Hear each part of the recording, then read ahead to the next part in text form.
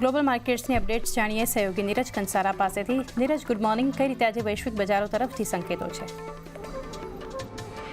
જી good morning ચાંદની। અને આ સપ્તાહની શરૂઆત આપણને થોડી ફરી પાછી એક વખત નબળી થતી જોવા મળે એવા જ એક સંકેતો અત્યારે તો ખાસ કરીને મળી રહ્યા છે। કારણ કે જો શુક્રવારે આપણને જે અમેરિકાના બજારોની અંદર કારોબાર જોવા મળ્યો, મોટેભાગે ઘટાડા તરફીનો જતો। ડાઉ લગભગ 0.5% વધારે ઘટ્યો, નાસ્ડેકમાં 5% ઘટાડો હતો, S&P 500 5% જેટલો ઘટ્યો। પરંતુ આ જે વીકેન્ડ દરમિયાન જે મહત્ત્વના ઘટનાઓ આવી એમાં ફરી પાછા જે ટ્રમ્પે છે ટેરિફનું શસ્ત્ર ઉગામ્યું છે અને ખાસ કરીને યુરોપિયન યુનિયન અને મેક્સિકો આ બે જગ્યાએ તેમણે ટેરિફની જાહેરાત કરી છે। ખાસ કરીને 1 ઓગસ્ટથી યુરોપિયન યુનિયન અને મેક્સિકો આ બંને પર 30% જેટલા ટેરિફ આપણને જાહેર કર્યા છે। જોકે કેનેડાની ઉપર અહીંયાથી USMCAના ઉત્પાદનો પર 30% ટેરિફ લાદવામાં નહીં આવે એવું ખાસ કરીને તેમણે સ્પષ્ટતા કરી છે। ટ્રમ્પે યુરોપિયન યુનિયન, મેક્સિકો આ બંનેને પત્ર મોકલ્યા છે અને આ ટેરિફની જાહેરાત તેમણે ખાસ કરીને કરી છે। હવે આની પર યુરોપિયન યુનિયનનું પણ નિવેદન આવ્યું છે। એમને એવું કહ્યું છે કે 1 ઓગસ્ટ સુધી બદલાની રાહ જોશે કે કોઈ પરિવર્તન 30%ના ટેરિફમાં તેઓ લાવી છે કે નહીં।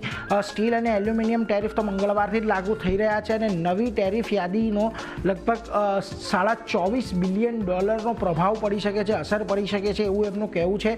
અને જો US ડીલ નિષ્ફળ જાય તો €72 બિલિયનની યાદી તેઓ અહીંયાથી ખાસ કરીને તૈયાર કરશે। એટલે યુરોપિયન યુનિયનનું એક આ નિવેદન આવતું દેખાયું છે। બીજી તરફ મેક્સિકોનું પણ નિવેદન સામે આવ્યું છે। એમનું કહેવું છે કે અમેરિકા 30% ટેરિફ ટાળવાની આશા રાખે છે અને શુક્રવારથી US સાથે વાતચીત ચાલુ કરશે અને મેક્સિકો હજી સુધી ડ્રગ કાર્ટેલ બંધ કર્યું નથી એવું ટ્રમ્પનું કહેવું છે અને એટલા માટે થઈને ખાસ કરીને તેમણે આ ટેરિફ લગાવ્યા હોવાની પણ વાત છે। એટલે આ મુદ્દે હવે અહીંયાથી ખાસ આપણે ફોકસ રાખવાનું રહેશે। બીજી તરફ તમારે આજે ક્યાં નજર રાખવાની છે એના પર એક વખત નજર કરી લો તો એમણે આવતીકાલે અહીંયાથી USના CPI કોર CPI મોંઘવારીના આંકડા આવવાના છે એટલે એના પર એક નજર રહેશે। 4 ફેડ અધિકારીઓ જે છે મંગળવારે ભાષણ આપશે, 2 ફેડ અધિકારીઓ બુધવારે ભાષણ આપશે અને 4 ફેડ અધિકારીઓ ગુરુવારે ભાષણ આપવાના છે। એટલે આ બધા અધિકારીઓ દ્વારા જે પણ ભાષણો આપવામાં આવશે એમાં ખાસ કરીને આવનારા હવે જે US ફેડની બેઠક છે એમાં કયા પ્રકારનો નિર્ણય લઈ શકાય છે વ્યાજદરોને લઈને એના પર એક ખાસ મહત્ત્વનું છે। કારણ કે બજારને ઘણા લાંબા સમયથી સપ્ટેમ્બરમાં એક મોટા વ્યાજદર કાપની અપેક્ષા છે। બીજી તરફ તમને ઇનિશિયલ જોબ ક્લેમના આંકડા ગુરુવારે આવતા દેખાશે। આ ઉપરાંત retail sales, import price index આ બધાના આંકડા પણ ગુરુવારે આવશે અને શુક્રવારે કન્ઝ્યુમર સેન્ટિમેન્ટના આંકડા આવશે। એટલે આ બધા પર બજાર ખાસ કરીને નજર રાખીને બેઠું છે। જોકે આ બધાની વચ્ચે ડોઇશ બેંકનો ખાસ કરીને અમેરિકાના બજાર પર અને એમાં પણ પોવેલ જો જાય છે તો બજાર પર શું અસર આવે છે એને લઈને એક રિપોર્ટ આવતો જોવા મળ્યો।